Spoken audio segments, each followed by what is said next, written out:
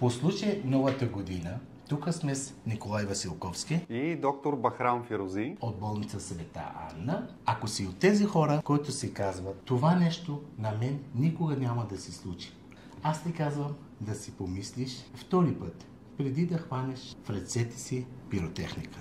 Слушайте много внимателно какво ще ви кажем. Едва ли сте си мислили, но аз съм един от хората, които много сериозно пострада след употреба на пиротехника по празниците. А този човек до мен, доктор Фирози, той ми заши ръката сега. Ще чуете много важна информация за какво да внимавате по точно тези празници. На една много хубава нова година аз ударих 2 ръки и хванах една огромна батерия. Хората, които ползват пиротехника, знаят какво е батерия. Опитах се да я запаля, надвесих се над нея. Това нещо като гръмна, разкъса ми пръстите, ръката, най-вече малкото пръстче тук, и ме удари дори в челото и излетя и гръмна.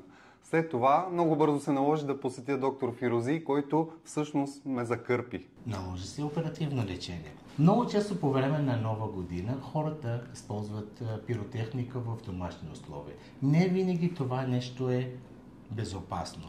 Повярвайте ми, много често хората, които си казват, аз съм опитен, аз го правя всяка година, и на тях се случва. Доктор Фирози, какви най-често са травмите? Аз преживях на ръката травма, но най-вероятно те са много. Най-често травми са обикновено в областта на ръката, но кожа, открити части на тялото, лицето, очите, ушите. А колко тежка може да е една такава травма? Защото много хора си казват, да, ще ме парне лекичко, ама то май не е така. Може да е много лека, може да води до тежки, много тежки травми с загуба на ръцете, очите, които, за съжаление, не винаги тези травми са обратими и дори най-добрите лекари в света да могат да ви помагат. Да, и най-вероятно малки деца не би трябвало въобще да се докосват до нещо такова. Дори използване на бенгалска огън при малките деца, при липса на контрол може да доведе до тежки травми, тъй като все пак е малко дете, няма контрол, самоволно някое движение или някой го бута, опира се в тялото, в очите, липса на бърза реакция, адекватна реакция може да доведе до тежки травми. Ето, научихме нещо много полезно. Малки деца, според мен лично най-добре да стоят по-далече от тези неща.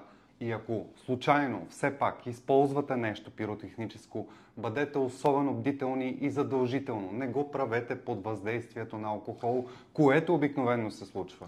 Не забравяйте, че употребата на алкохола ще води до забавянето на реакцията ви и това допълнително може да ви навреди. Бъдете сигурни, опасно е, в интерес на истината, след като преживях тази трагедия, бих казал, лична трагедия. След това вече няколко години аз дори не съм пипал пиратка, или бомба, или батерия, или каквото и да било. Аз през живота си никога не съм използвал пиротехника. Изключително опасно е, тъй като човек така, може би емоционално си казва, да, искам да гръмна, искам да ми е хубаво. Може да ни е хубаво и без пиротехника. Абсолютно. И затова призовавам ви още веднъж да си пазите на Нова година. Весело посрещане на Нова година!